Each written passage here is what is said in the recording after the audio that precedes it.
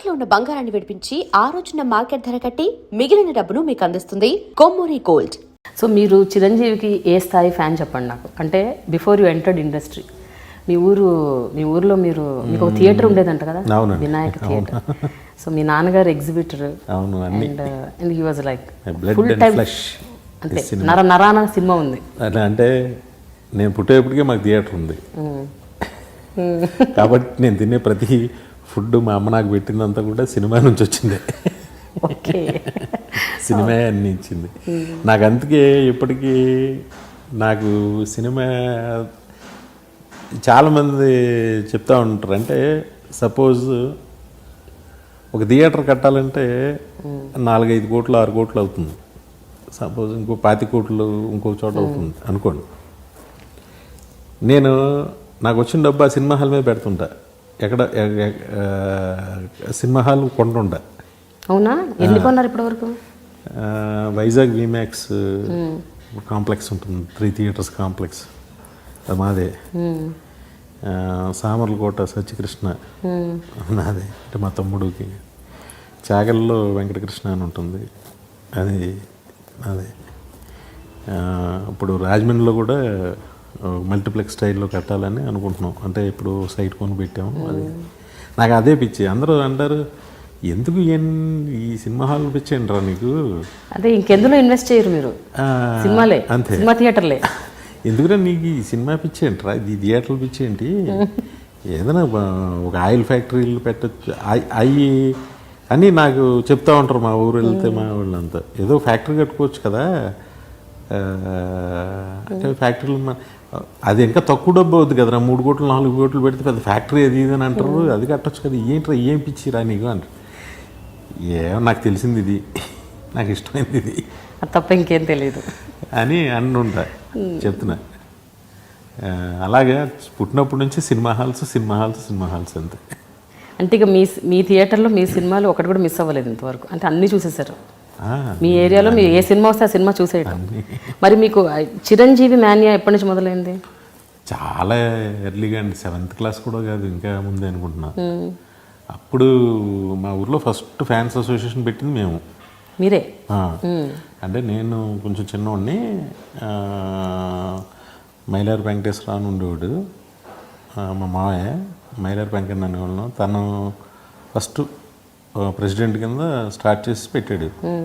పెడితే మేము అందరం పెద్ద మెంబర్స్ లాగా, చిరంజీవి గారి బర్త్డే వస్తే మేమందరం డబ్బులు వేసుకుని సెలబ్రేట్ చేయటం.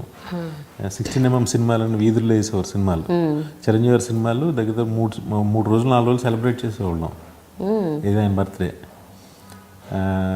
మా నాన్నగారికి కూడా చిరంజీవి గారు అంటే బాగా పిచ్చి. ఆయన కూడా ఆయన బర్త్డే రోజు, చిరంజీవి గారి బర్త్డే రోజు మా థియేటర్లో చిరంజీవి గారి సినిమా వేసేవారు.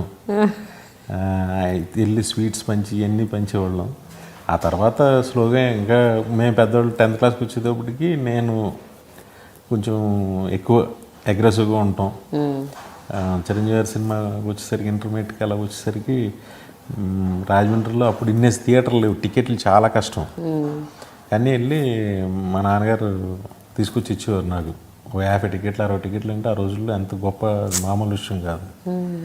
కార్లు పెట్టి జెండాలు కట్టి తీసుకెళ్ళి సారథ్యం అంతా నాది. ఓహో, చాలా ఘన చరిత్ర ఉంది అయితే. చిరంజీవి గారు చెప్పారా తర్వాత కలిశాక ఎప్పుడైనా? ఇంత డీటెయిల్గా ఎప్పుడు చెప్పలేదు, కానీ సరదాగా మామూలుగా ఇలా మాట్లాడుకుంటుంటే చెప్తూ ఉంటాను.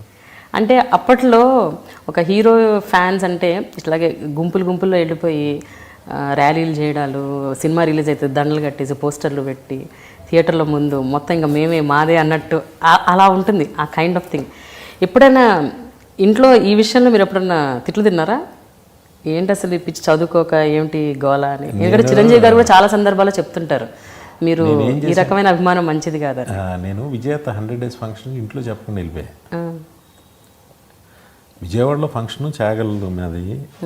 అప్పుడు ఏమో మేము పెద్ద అంత బయట తిరిగేసి అంత ఏజ్ కూడా కాదు, ఒక 10 మందికి కలిసి వెళ్ళిపోయాం చాగల నుంచి.